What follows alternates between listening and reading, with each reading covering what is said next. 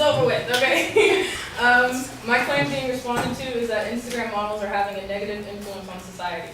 And my opponent's secondary claims are first, Instagram models set an unrealistic standard of beauty, and second, that women are unhappy with their self-image because of Instagram models. Now, my response to the first secondary claim will be A, that evidence does not relate to the claim, B, that the evidence is not credible, and C, that the reasoning backing the claim, does not prove the claim.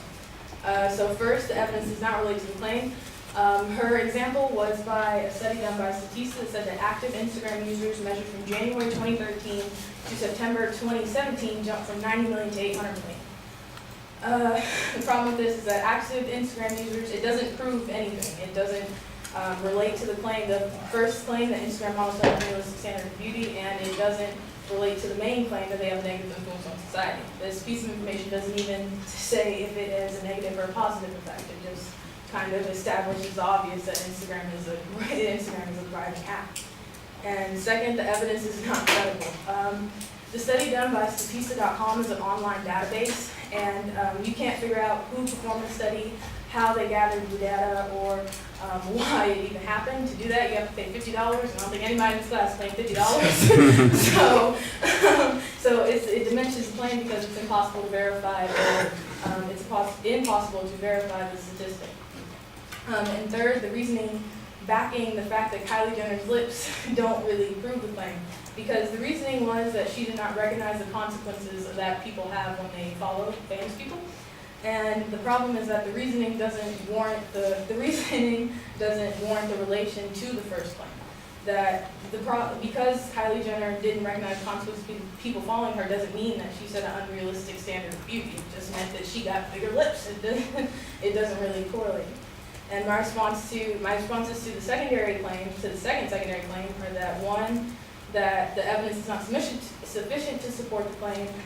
Two, that the evidence contradicts the secondary claim, and three, that the reasoning does not back the claim. So first, the evidence is not sufficient to support the claim. So the evidence of the study done by Dr. Carmen Paplaka concluded that female Instagram users said that the images on the app made them feel badly about their bodies. The problem with the study is that it only examined women from 18 to 25.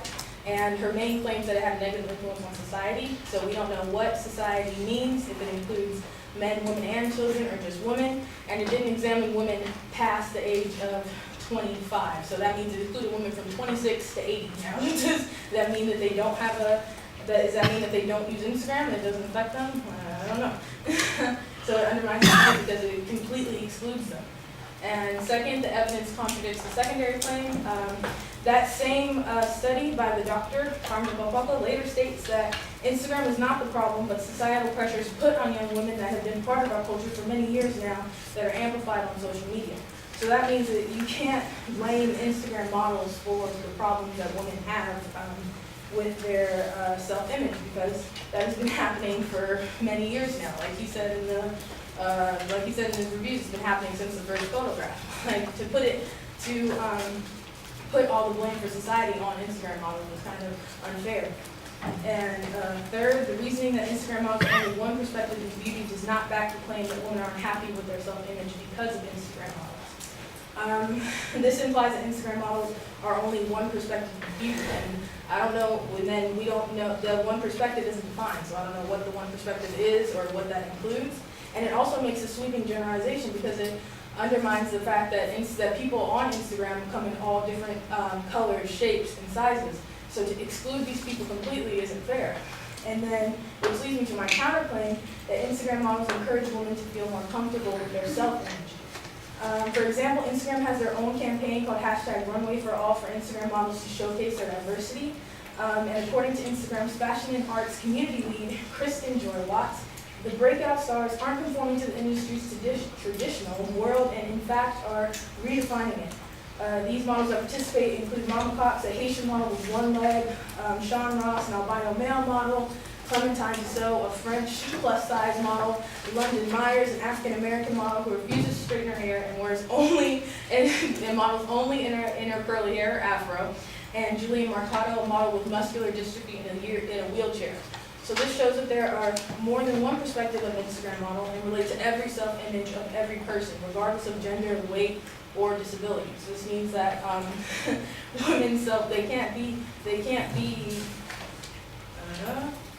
they can be encouraged to feel more comfortable with themselves because they see people on Instagram that look like them, and then they think, wow, then if they can do it, then I can do it. Then it boosts their self-esteem. So, in conclusion, the claim I responded to was that Instagram models are having a negative influence on society. My response to her secondary claim is that the evidence does not relate to the claim, it's not credible, and that the reasoning backing Kylie Jenner's lips doesn't prove the claim. And my response to the second secondary claim is that the evidence is not sufficient to support the claim, the evidence contradicts the second claim, and that the reason that Instagram models are only one perspective of beauty does not back the claim that women are unhappy with their self-image because of Instagram models.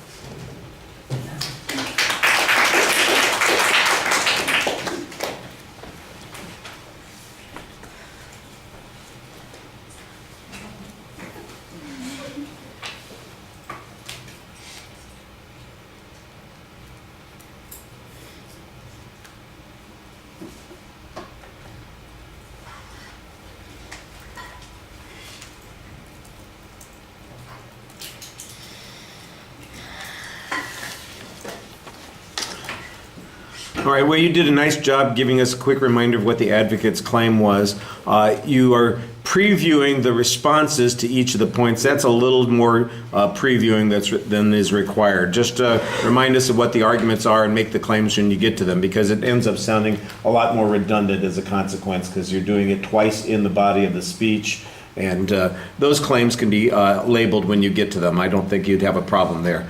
The first point is not all that controversial, so why you spend time talking about why you can't find the evidence, you know, that there are 90 million to 900 million users within a short period of time.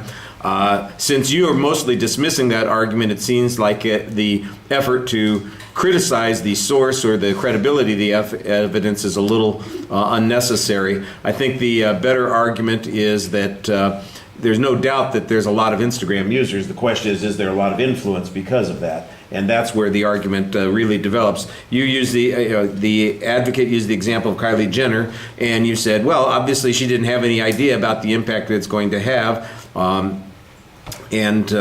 That's true. I think the advocate's argument was, though, that she does have a big impact because people see her and react to it. I think your better argument comes up a little bit later on, where it's really about women having an unrealistic expectation of themselves, that the society does that. It's actually your first point on the second point there.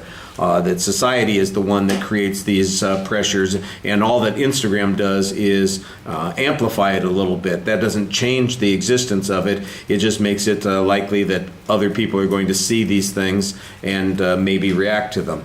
That I thought was an okay argument, by the way, on the second point. It's not a great press on that particular argument. It's okay.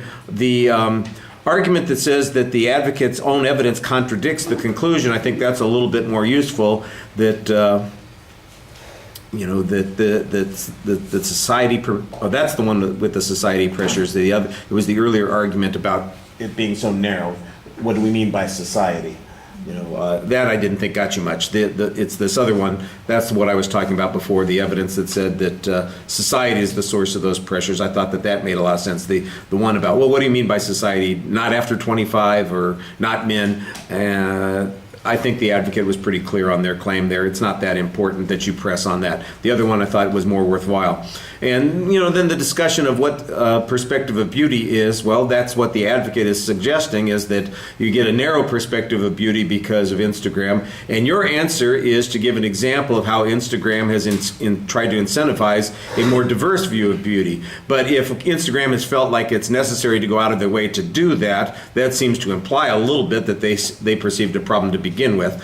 If these models that you mentioned here were all very typical and they participated in a lot of activities on Instagram, then I would say that's a pretty good response. If it's just this, runway for all, and that's a one-off sort of thing, I'm not exactly sure that is striking evidence to respond to the advocate's claim there. You're rushing a little bit, like I said, so you can pace yourself. You're going to be fine. Thank you.